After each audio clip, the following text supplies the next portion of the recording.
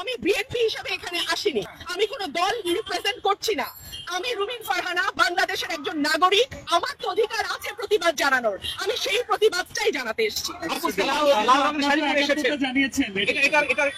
লাল রক্তের রং, লাল প্রতিবাদের রং, লাল আন্দোলনের রং, লাল বিক্ষোভের রং, এবং আমার সন্তানের রক্ত ঝরেছে, আমার সন্তানরা রক্তাক্ত হয়েছে, তাদের সাথে সংহতি জানিয়ে আমি লাল করেছি। সরকার বলছে তাদের কোটা আন্দোলন দাবি মেনে নেওয়া হয়েছে, তারপরও তারা কেন আন্দোলনে? এটা সরকারকে বুঝতে হবে। গত 17 বছর তারা যে অত্যাচারের স্টিম রোলার চালিয়েছে, বাংলাদেশের মানুষকে একটা সেকেন্ড ক্লাস সিটিজেন বানিয়ে রেখেছে, দেশটাকে তার নিজের বাপের দেশ বানিয়েছে।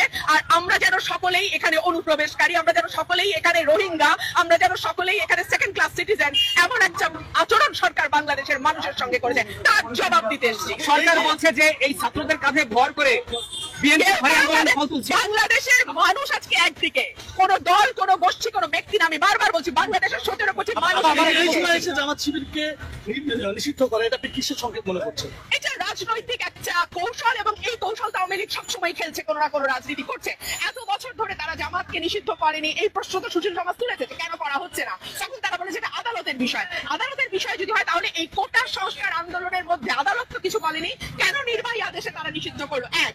দুই হচ্ছে, বাংলাদেশের মানুষ কোন রাজনীতি নেবে, কোন রাজনীতি নেবে না, এই অধিকার কেবলমাত্র বাংলাদেশের 17 কোটি মানুষের। এটা সরকার ঠিক করে দিতে পারে।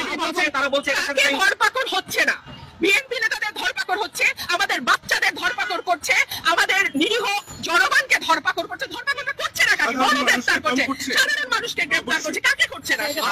বাংলাদেশে কে ক্ষমতায় যাবে, কে ক্ষমতায় যাবে না, এটা নির্ধারণ করার একচ্ছত্র মালিক বাংলাদেশের জনগণ।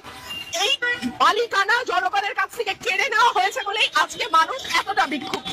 কিন্তু আমরা এর আগে তো আপনাদেরকে রাস্তায় তেমন দেখা যায় না, শিক্ষার্থীরা নামার পরে আপনাদেরকে রাস্তায় দেখা যাচ্ছে, তাহলে এটা কি সংকেত দিচ্ছেন আপনারা? এটা গণমানুষের আন্দোলন, এখন এটা পুরো বাংলাদেশের আন্দোলন। যে কোনো ধর্ম, পেশা, লিঙ্গ, বর্ণ নির্বিশেষে সকলের আন্দোলন ভাই। সরকার বলছে যে এই যে মেট্রো রেল ভাঙার পেছনে জামাত শিবির এবং বিএনপির হাত আছে, এটা নিয়ে কি বলতে? এটা খুবই ক্লিশে কথা, এগুলো মানুষের বিশ্বাস করে না।